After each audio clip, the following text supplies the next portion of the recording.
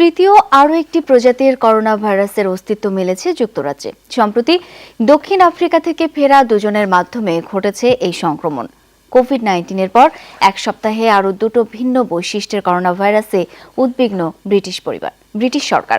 গবেষকরা বলছেন, তৃতীয় প্রজাতিটির বিস্তার ঠেকানো না গেলে সেটি প্রভাব ফেলতে পারে ভ্যাকসিন আর অ্যান্টিবডির কার্যকারিতায়।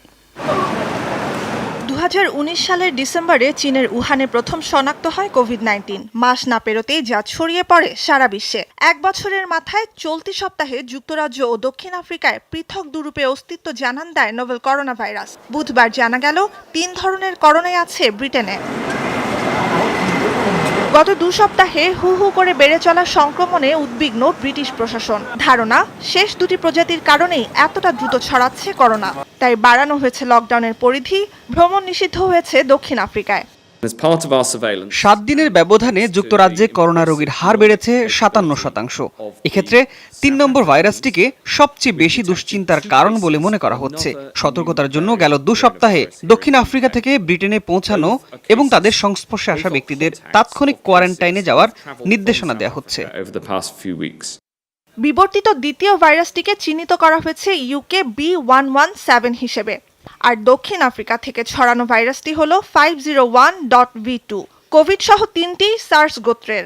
দক্ষিণ আফ্রিকান ভাইরাসের আমিষ আবরণে 3 পরিবর্তনের একটি N501Y উপস্থিত ব্রিটিশ B117 ভাইরাসে। অন্যদিকে ব্রিটেনে প্রাপ্ত ভাইরাসের জেনেটিক কোডে 17টি পরিবর্তনের একটি ছাড়া সবগুলোই দক্ষিণ আফ্রিকা থেকে আসা ভাইরাসে বিদ্যমান। দক্ষিণ আফ্রিকায় এখন কোভিড-19-এর চেয়ে করোনার এই তৃতীয় প্রজাতির ভাইরাসে আক্রান্ত রোগীর সংখ্যাই বেশি। তৃতীয় ভাইরাসটির সংক্রমণ হার সবচেয়ে বেশি বলে যে কোনোভাবে এর বিস্তার ঠেকাতে হবে। না হলে মানবদেহে ভাইরাসটি খাপ খাইয়ে নিলে এতে অ্যান্টিবডি ও ভ্যাকসিন কাজ করা বন্ধ করে দেবে।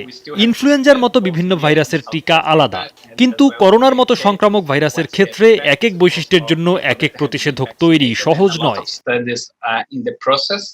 প্রাথমিক গবেষণায় কোভিড-19-এর ভ্যাকসিন দিয়েই নতুন বৈশিষ্ট্যের করোনা ভাইরাস মোকাবেলা করা সম্ভব বলে মনে করছেন চীন ও জার্মানির গবেষকরা। নুজহাত কামাল, যমুনা নিউজ।